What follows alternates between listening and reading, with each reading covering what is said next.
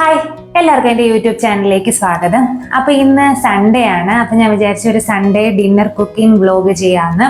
ഇന്ന് മഴയൊക്കെ ആണ്ട് ഞങ്ങൾ അധികം പുറത്തൊന്നും പോയില്ല, ജസ്റ്റ് ഒന്ന് പുറത്ത് പോയിട്ട് വന്നതേ ഉള്ളൂ. അപ്പം അതുകൊണ്ട് ഇപ്പം മഴയായതുകൊണ്ട് മിക്കവാറും വീട്ടിൽ തന്നെ ഇരിപ്പാണ്. ജസ്റ്റ് സാധനം മേടിക്കാൻ വേണ്ടിയിട്ട് പോവുക എന്നുള്ളതേ ഉള്ളൂ. അപ്പം ഇന്ന് ഞാൻ വിചാരിച്ചു ഒരു ചിക്കൻ ഫ്രൈ ഉണ്ടാക്കാമെന്ന്. കാരണം എന്താണെന്ന് വെച്ചാൽ കുറച്ച് ദിവസമായിട്ട് ഇങ്ങനെ ഈസ്റ്റേണിൻ്റെ ഒരു ചിക്കൻ കബാബ് മസാല എന്ന് പറഞ്ഞിങ്ങനെ ഞാനിങ്ങനെ സാധനം വാങ്ങിക്കാൻ പോകുമ്പോഴും അതല്ല നമ്മൾ യൂട്യൂബിലും ഒക്കെ കാണുന്നുണ്ട്. അപ്പം എനിക്കതൊന്ന് എന്തോന്ന് ട്രൈ ചെയ്ത് നോക്കണമെന്നൊരാഗ്രഹം തോന്നി. അപ്പം ഞാനതിൻ്റെ ഒരു പാക്കറ്റ് വാങ്ങിച്ച് ഞാൻ വിചാരിച്ചു ഇന്ന് നമ്മുടെ ഒരു ദോശയും ചമ്മന്തിയും ചിക്കൻ ഫ്രൈയും ഇങ്ങനൊരു കോംബോ കഴിക്കാവുന്ന ഒരു തട്ടുകട സ്റ്റൈലാണ്. ഒരു ചെറുതായിട്ടൊരു തട്ടു ദോശ പോലെ ഉണ്ടാക്കാം.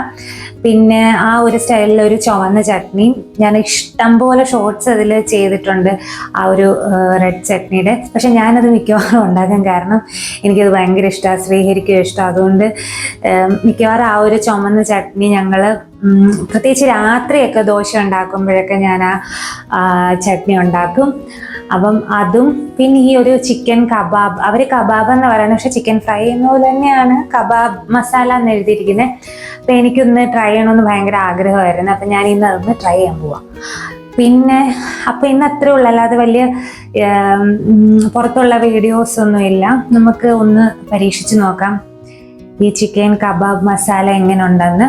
നമുക്ക് സ്റ്റാർട്ട് ചെയ്യാം. അപ്പോൾ ആദ്യം നമുക്ക് കുറച്ച് ഇഞ്ചിയും വെളുത്തുള്ളി എടുത്ത് അത് നന്നായിട്ടൊന്ന് ക്ലീൻ ചെയ്ത് വെക്കാം.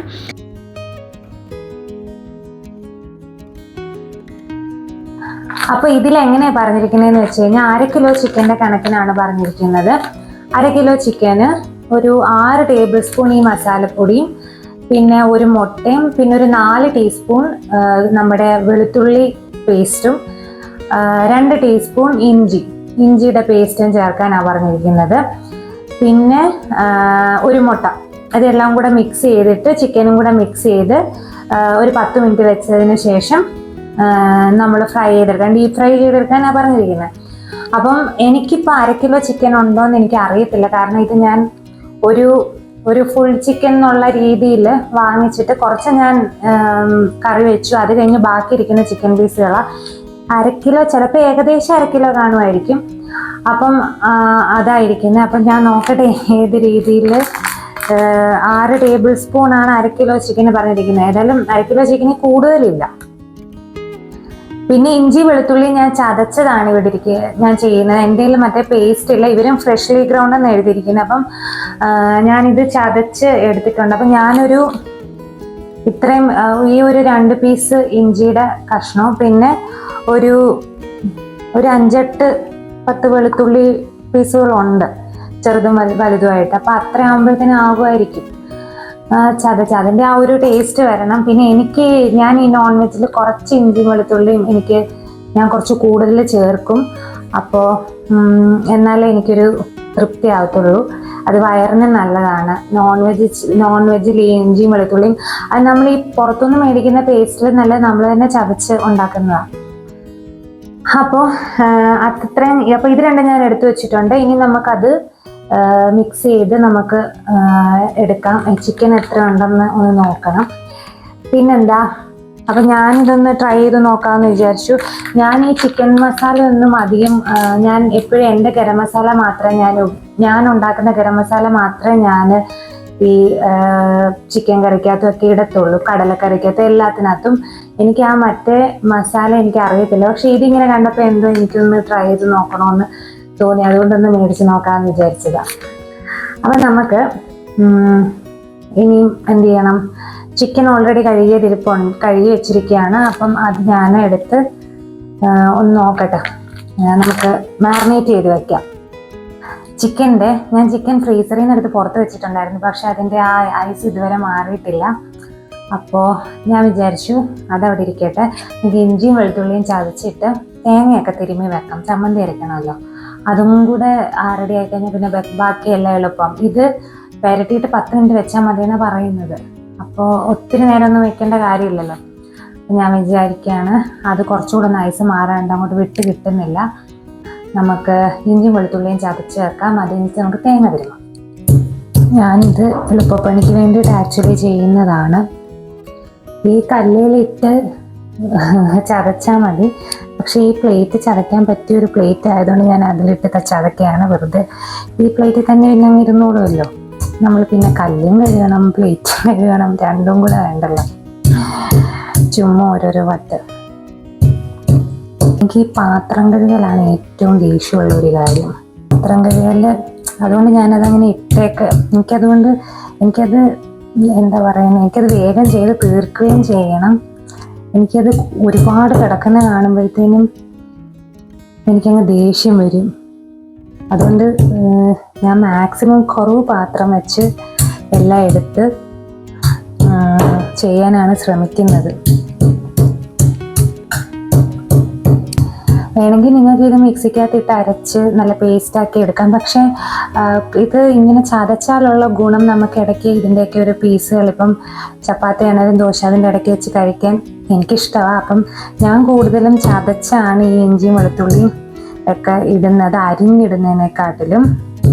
ചിലർക്കിതിൻ്റെ കഷ്ണവും ടേസ്റ്റും ഒന്നും കിട്ടുന്നത് ഇഷ്ടമല്ലായിരിക്കും. അപ്പോൾ അവർ നന്നായിട്ട് അരച്ചങ്ങ് ചേർത്താൽ മതി. നന്നായിട്ട് മിക്സിക്കകത്ത് നല്ല പേസ്റ്റ് പോലെ അരച്ചങ്ങ് ചേർത്താൽ മതി. എനിക്ക് ഇടയ്ക്ക് ഇതിൻ്റെയൊക്കെ ഒരു കഷ്ണം, ഈ പ്രത്യേകിച്ച് നോൺ വെജിന് മീനാണേലും ചിക്കൻ ആണേലും കടിക്കുന്നത് എനിക്കിഷ്ടമാണ്. അതുകൊണ്ടാണ് ഞാനിത് ചതച്ചിങ്ങനെ ചേർക്കുന്നത്. അപ്പം ഞാനിവിടെ ഈ പറഞ്ഞ ചതച്ചാണ് വെച്ചിരിക്കുന്നത്. നിങ്ങൾക്ക് ഇതിൻ്റെ കഷ്ണം കടിക്കാൻ വേണ്ടെങ്കിൽ ഇതങ്ങ് അരച്ച് ചേർക്കുക. അതിനകത്ത് ഫ്രഷ്ലി ഗ്രൗണ്ട് എന്ന് പറഞ്ഞത് ഫ്രഷായിട്ടുള്ള ഇഞ്ചിയും വെളുത്തുള്ളി എടുത്ത് അരച്ചെടുക്കാനാണ് പറഞ്ഞിരിക്കുന്നത്. പക്ഷെ ഞാനിത് ചതച്ചാണ് എടുക്കുന്നത്. അപ്പോൾ ഇനി നമുക്ക് അടുത്തത് ചെയ്യുന്നത് എന്ത് വേണം, ഇഞ്ചിയും വെളുത്തുള്ളിയും ചതച്ചു ഞാൻ പറഞ്ഞില്ലേ. ചിക്കൻ്റെ അവിടെ ഇരിക്കട്ടെ, നമുക്ക് തേങ്ങ തിരുമണം. തേങ്ങ തിരുമ്മി കഴിഞ്ഞ് കഴിഞ്ഞാൽ പെട്ടെന്ന് അപ്പോഴത്തേനും അത് റെഡിയാവും. അപ്പോൾ ഇന്ന് എനിക്ക് തേങ്ങ തിരുമ്മി തരാൻ ആളുണ്ട്. ഇന്ന് സൺഡേ ആയതുകൊണ്ട് ശ്രീഹരിക്ക് സമയമുണ്ടല്ലോ, അതുകൊണ്ട് എനിക്ക് തേങ്ങയൊക്കെ തിരുമ്മി തന്നു. ഞാൻ കുറച്ച് കുഞ്ഞുള്ളി ആ സമയം കൊണ്ടൊന്ന് ഒരുക്കി വെക്കുകയാണ്.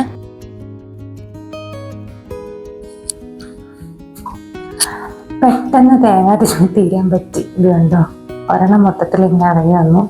ഉണക്കത്തേങ്ങ ഇരിക്കും ഇവിടെയൊക്കെ കിട്ടുന്നതല്ലേ. എനിക്ക് അത് ഇരിക്കുന്നത് കണ്ടപ്പോഴേ തോന്നി മൊത്തം ഏകദേശം ആ ഒരു രീതിയിലായിരുന്നു. പച്ചത്തേങ്ങ അല്ലെന്ന് എനിക്ക് തോന്നിയായിരുന്നു. പിന്നെ അതിലേ കിട്ടത്തുള്ളൂ. ഇപ്പോൾ ചമ്മന്തിക്ക് കുഴപ്പമില്ല, ചമ്മന്തിക്ക് അരിക്കാം. തോരനൊക്കെ വരുമ്പോൾ മിക്സിക്കകത്തിട്ട് ഒന്ന് കറക്കേണ്ടി വരും. അപ്പം തേങ്ങ തിരുമ്മി നമുക്കിനി എന്ത് ചെയ്യാം, ചിക്കൻ റെഡി ആയിക്കാൻ. അപ്പം അതൊക്കെ നോക്കട്ടെ. അപ്പോൾ ഇനി നമുക്ക് ചിക്കനൊക്കെ മാരിനേറ്റ് ചെയ്ത് വെക്കാം. അപ്പം ഇത് 1/2 കിലോ ചിക്കനോട് അടുത്തേ ഉള്ളൂ. ഒരു 1/2 കിലോ ചിക്കൻ ഇല്ല കറക്റ്റ്. അതുകൊണ്ട് ഞാനൊരു 4.5 ടേബിൾ സ്പൂണേ നമ്മുടെ കബാബ് മസാല എടുക്കുന്നുള്ളൂ. എന്നിട്ട് ഇതിലേക്ക് നമ്മൾ ചതച്ച് വെച്ചിരിക്കുന്ന ഇഞ്ചിയും വെളുത്തുള്ളിയും ചേർത്ത് കൊടുക്കുക. എന്നിട്ട് ഒരു മുട്ട പൊട്ടിച്ചൊഴിക്കുക. ഇത്രയും മാത്രം പരിപാടിയേ ഉള്ളൂ. വേറെ ഉപ്പ് പോലും ചേർക്കേണ്ട കാര്യമില്ല. അതെല്ലാം ആ മസാലയ്ക്കകത്തുണ്ടെന്നാണ് എഴുതിയിരിക്കുന്നത്.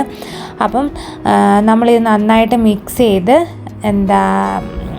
നന്നായിട്ട് മിക്സ് ചെയ്ത് വെള്ളമൊന്നും ചേർക്കേണ്ട. ആ മുട്ടയുടെ ആ ഒരു ഈർപ്പത്തിൽ തന്നെ അത് റെഡിയായി വന്നോളും. ഇനി നമുക്ക് നമ്മുടെ ചിക്കനും കൂടെ ചേർത്ത് കൊടുത്ത് നന്നായിട്ട് പുരട്ടി ഒരു 10 മിനിറ്റ് മാറ്റി വെക്കണം.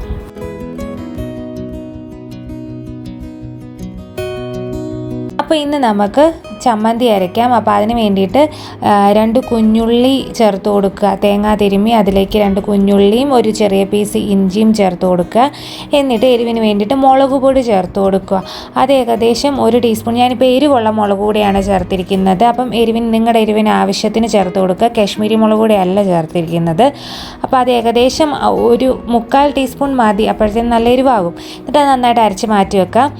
ഇനി ഞാൻ ചമ്മന്തി കടുവറുക്കുന്നതുകൊണ്ട് കൂട്ടത്തിൽ നമ്മുടെ ചിക്കൻ ഫ്രൈ ചെയ്യാനുള്ള എണ്ണ ഞാൻ ചൂടാക്കാൻ വെക്കുന്നുണ്ട്. അപ്പം ചമ്മന്തിക്കകത്ത് കടുക്, മുളക്, കുഞ്ഞുള്ളി, ഉഴുന്നുപരിപ്പ്, കറിവേപ്പില ഇത്രയാണ്. കുഞ്ഞുള്ളി ചേർത്ത് കടുവറക്കണം. അതാണ് അതിൻ്റെ ഒരു ടേസ്റ്റ്. അപ്പോൾ 2 കുഞ്ഞുള്ളി എടുത്ത് വട്ടത്തിൽ മുറിച്ച് അതിനകത്തിട്ട് ചെറുതായിട്ടൊന്ന് മൂപ്പിച്ചാൽ മതി.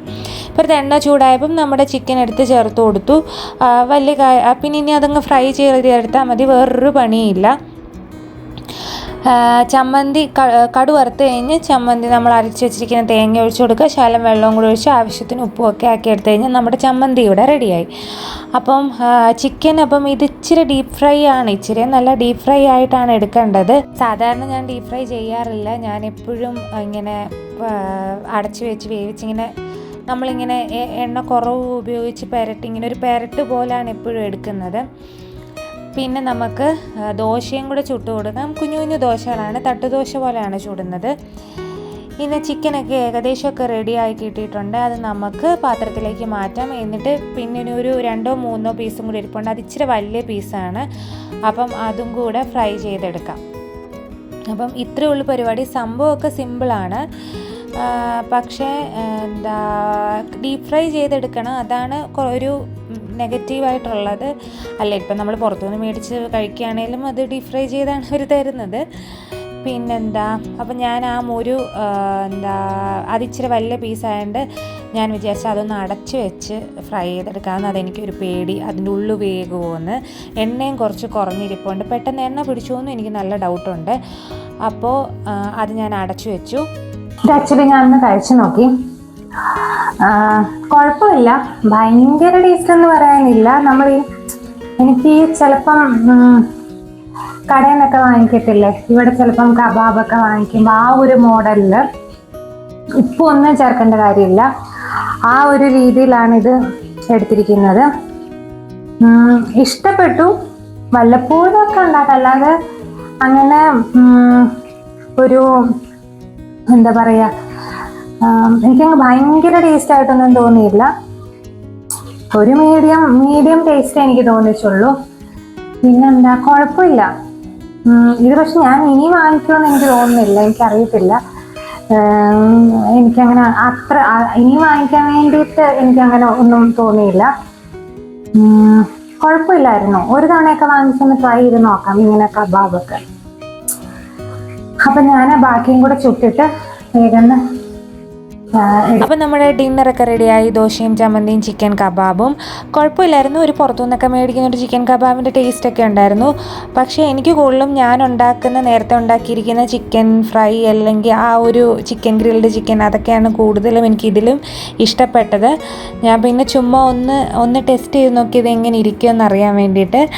അപ്പോൾ ഇന്നത്തെ വീഡിയോ അത്രയേ ഉള്ളൂ. ടാറ്റാ.